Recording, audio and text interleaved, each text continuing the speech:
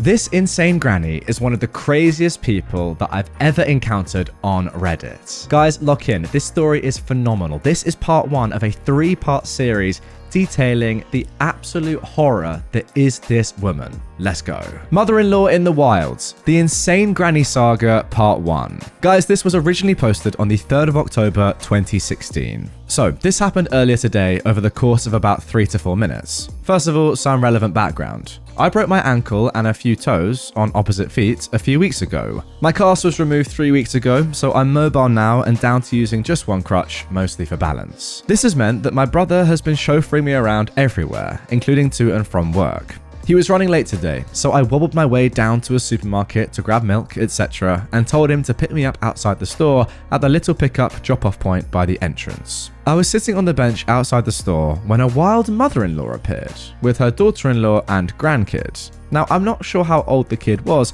I'm no good at judging kids' ages, but based on her stream of babbling, I don't think she could speak just yet. She was sitting in the little chair thing in the trolley, and she seemed to be quite happy. The mother-in-law was an older woman who was walking slowly, but seemed to be fine. The daughter-in-law parked the trolley and kid beside me, and told the mother-in-law to wait here. She'll go and get the car, so the mother-in-law didn't have to walk across the car park. From what I got from the conversation, the mother-in-law had been moaning about her feet and wanted to sit down. The daughter-in-law was trying to get her to sit on the bench, and the mother-in-law was martyring herself. I promptly put a stop to all of that by offering the mother-in-law my dry part of the bench and moving further away to lean against the wall. She didn't even look at me before sitting down, like she'd just been crowned. The daughter-in-law kissed the kid and told her, "Mummy will be back in a moment, you be good for Granny, and then we'll go for a fun ride in the car." The kid's happy and excited for the car ride, and the mum disappears. As soon as the daughter-in-law was out of earshot, the mother-in-law turned to the kid and said, "You're such a bad little girl. See, Mummy's leaving you here. She's gone without you. No car for you." Cue the kid bursting into tears and screaming for her mum. Now, I'm not sure how much the kid understood of what the mother-in-law had said. It may have been all, or she could have just understood the no car part. Either way, it's a trashy thing to say to your grandchild, or any child to be honest. I looked right at her and gave her the raised eyebrow look and some serious glaring, which probably gave away the fact that I'd heard her. She completely changed her tune then, loudly telling the kid that she was only joking and "Mummy will be right back," etc. Now, this didn't really have much effect on the kid, and she was working herself into a right state, so the mother-in-law decided to take her out of the trolley seats. She plonked the screaming kid on her feet, then turned back to sit on the bench. Now guys, this kid could have given Usain Bolt a run for his money. The moment she had her, not particularly stable, balance, she made a run for it, screaming for her mummy, straight towards the road. There was about 15 feet between the road and me, still leaning against the wall, and about half that between the kid and the road. In the time it took for me to realize the kid was heading for the road and that the mother-in-law hadn't seen anything, the kid had made it past the bollard. There are bollards outside shops in the UK. I'm not sure why, but I have theories. I have never moved so fast in my life. I managed to grab the kid and make it back to the pavement before my ankle realized that a full sprint this soon was so not a good idea. Neither of my legs were interested in supporting me after that, so I just sort of crumpled into a heap on the pavement with this kid. The next thing I know, the daughter-in-law is there taking the kid from me. It was her car that she'd run in front of. She was crying, the kid was crying, I was crying, it frickin' hurt, and the mother-in-law was still sitting on the bench. Anyway, I blame it on the adrenaline and pain, because normally I wouldn't get involved, but I told the daughter-in-law exactly what had happened. All of it. Even what the mother-in-law had said to the kid.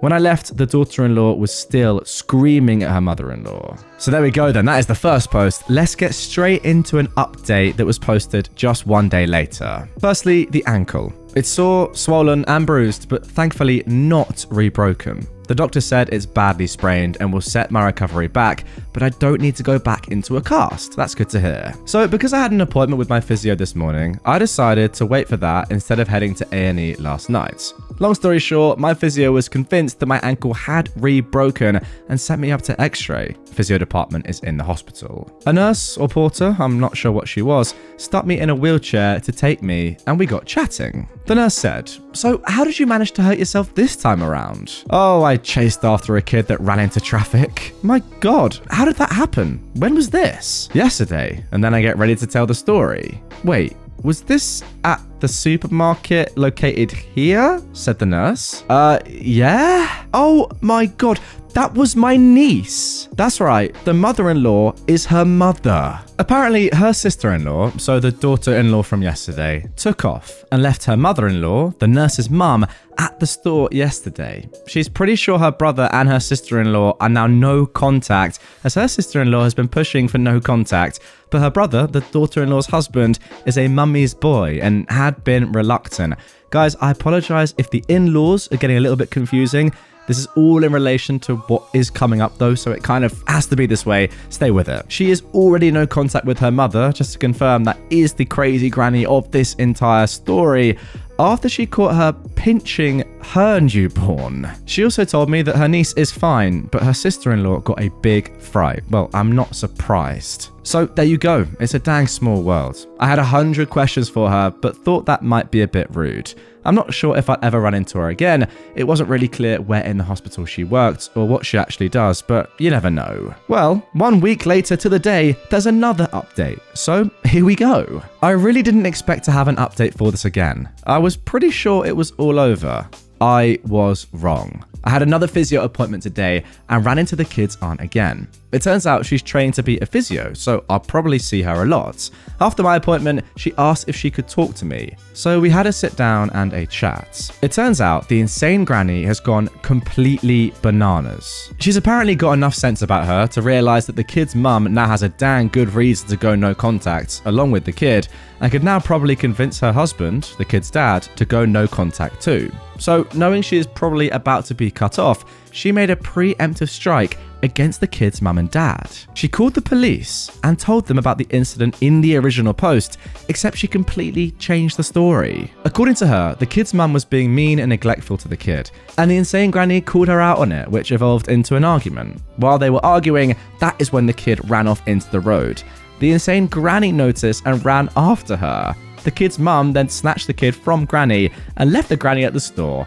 No mention of me entirely. Based on how quickly things have moved, they think that insane granny told the police this story on the day of the incident, if not the day after. I'm not sure what the rules are around the world, but here in Scotland, the police have to investigate, and they also have to inform social services, who then have to do an initial assessment, talking to the kid's school, doctor, and more. Basically, there are a few compulsory boxes to be ticked before deciding whether or not to carry out a more in-depth investigation, and there isn't much you can do to stop it. So the police dropped in to visit the kid's mum and dad last Thursday. The kid's mum told her version of events, but couldn't really give many specifics as she wasn't really there. She only really knew what I told her. So the police, and presumably social services, now have two conflicting reports, one of which claims the involvement of a third party, me.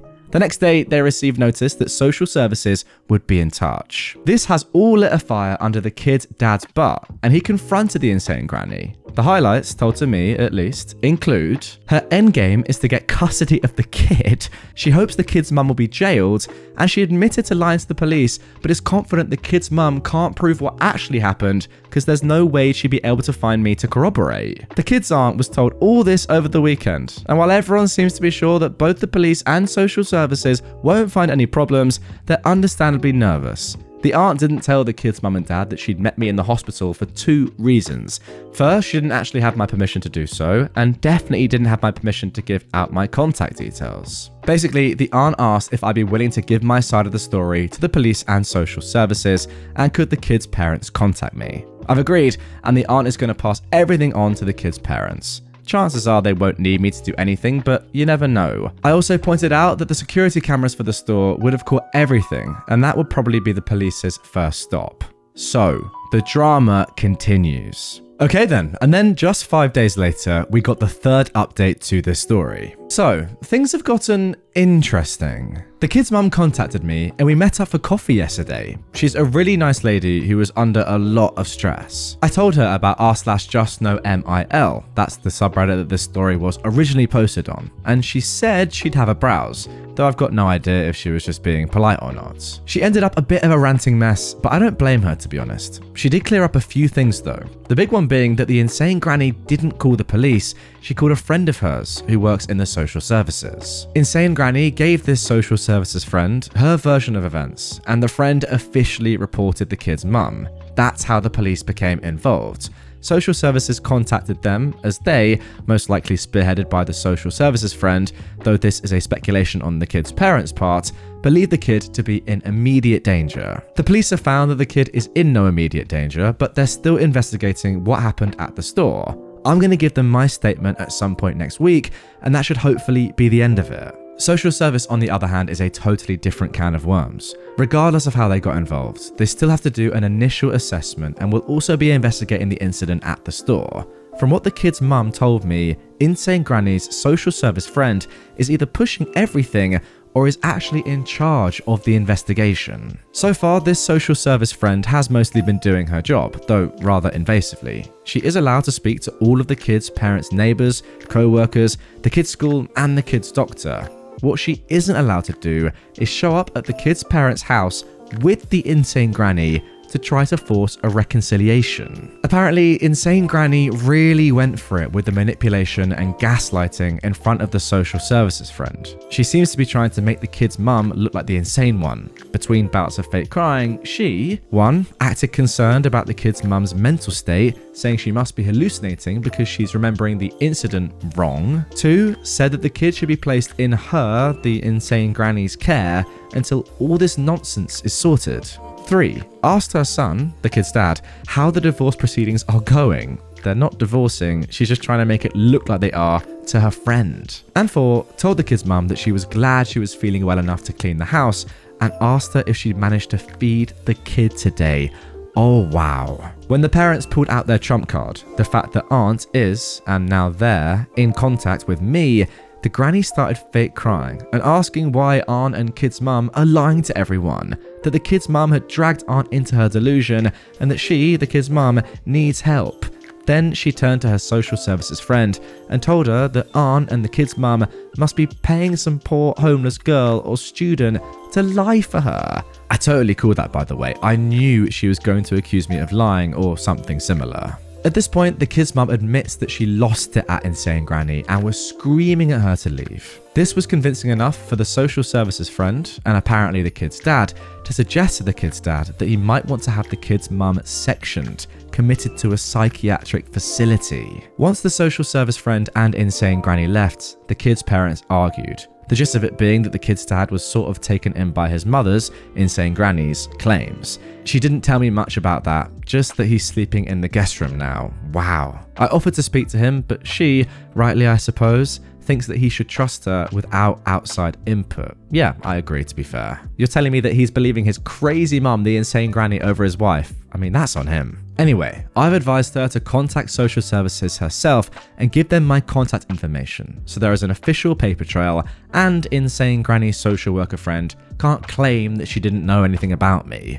I've also told her to make a complaint about the social services friend, but she's nervous that doing so right now might make things worse. So that is where we are right now. I doubt there'll be much to update about once I speak to social services and the police, but the kids' parents are going to keep me in the loop. So if there's any more drama, please don't let there be more drama. I'll update again. Well guys, there is a reason why this episode is titled as part 1. And as I said in the intro, there is a lot more to come.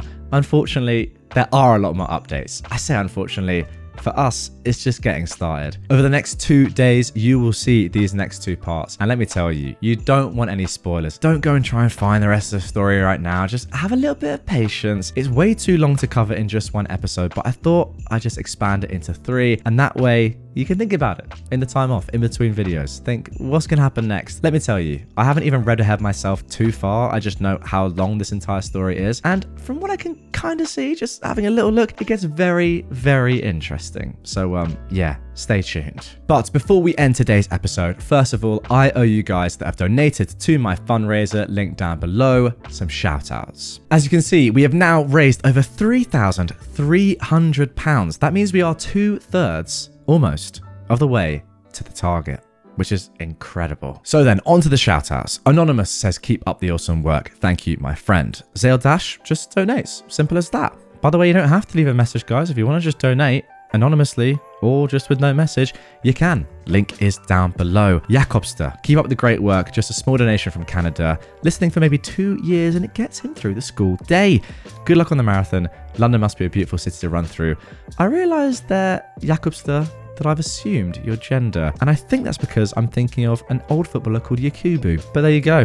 No matter what gender you are, thank you for the donations. And yes, I'm looking forward to running through the very centre of the city. Sadie hopes their small donation helps. 20 euros is not a small donation, my friend. That's insane. I listen to the pod, so I won't see you in your Karen get-up. I mean, you can come across. If you are listening on a podcast platform right now, the link to the Karen video is down in the description. Just go on your phone, go down the description, click it, and it'll be me, and you'll see my face. You got to do it. I'm great, crack. Good luck. Hope you meet your goal. Thank you very much. I wonder if you're from Ireland. Spoony Doll, Mind Goose, and Trashy Panda. Our mental health family thanks you for your efforts. Watch every day and binge a bunch of the long ones on bad days. Thank you. Much love from our little family. Lovely message. Thank you so much for the $10. Yared, I don't know how to pronounce it. Might be right. This is a great thing that I'm doing. Thank you very much. Here's some help from Manitoba, Canada. Love the Canadian ones, by the way. I don't know, something about Canada. I've only been there once. Lovely country. Thank you very much. Datboy Epic, thanks for being a YouTuber. I remember when I was sick in bed and could do nothing but listen to the vids. Keep up the great work. Well, I'm glad that I could help you from afar during that troubling time. And it's good that you're still here to tell the tale. I say this with no idea of how bad your sickness was. Probably just a little flu. There you go. Thanks to the 7. Meg, good luck on the marathon, Jack. You're doing a wonderful thing. From your granny fan in Cali. Up the grannies. That's what I say. My granny is a big fan. So Meg, maybe you should get in contact with her.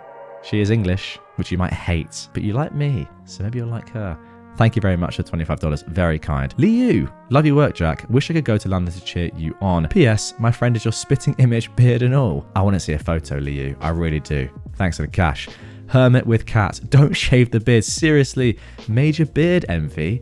Really? It doesn't even connect, guys. It's not that good. Come on. And also it means the hair's going. You know, might have the beard, but the hair's on its way. Anyway, good luck. While you're busy training, I'll be on the couch with the cats, marathing your vids.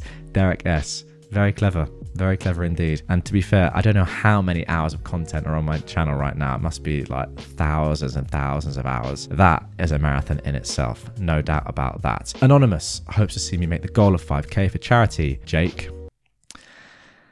Thanks, Anonymous. You're lucky you're anonymous. Or I do you in, my friend. Nut, can't do much, but wants to show support from Thailand.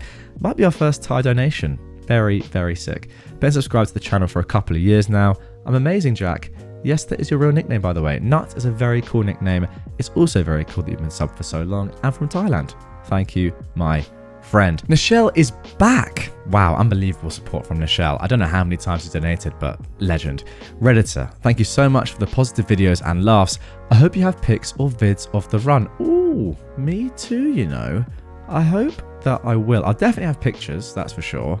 Vids, I'll be relying on people in the crowd to video me. So if you are one of those people, do it. You'll definitely be able to spot me amongst the 30,000 other runners. I mean, give it a go. To all those donated and will, thank you, and you're awesome. Jack, you're amazing too. Yeah, absolute legends, guys. Any of you donated? How many donations have we got now? 191 supporters. Wow. That is 190 more than I thought we'd get. I mean, I knew I'd always support myself, but that's incredible, I've got to say. Rhiannon, hijacking the shout out to tell my beautiful fiance Maddie that I love her. How lovely is that? The shout out doesn't even need to be relevant to anything. It can just be a lovely personal message. And that is one of those. Rhiannon, legend. Maddie, legend. I hope you have a lovely wedding. And also, when can I expect my invites? See you there. And finally, Angelica from Texas loves the vids, listens every single day, and even named their dog Jack. Are you saying that I have dog-like tendencies? Because let me tell you, I have been called a golden retriever in my time. Make of that what you will. Your charity means a lot to me as my son and I both struggle with autism. Wow. Thank you for all you do. There you go. Glad it is very personal to you and your son. Legend for the 5, and I'd love to come to Texas one day. With that all being said, that is going to do it for the donations. So then, guys, that is it for the episode. Thank you again, all of you who have donated. If you want to get involved, the link to that is down in the description on whatever platform you're on. As I mentioned earlier, stay tuned tomorrow and the day after for part 2 and part 3 of this series. It's going to get a little bit hectic, so make sure you're subbed with notifications on. If you're here after a day, the videos are up on screen already. How lucky are you? Watch them now.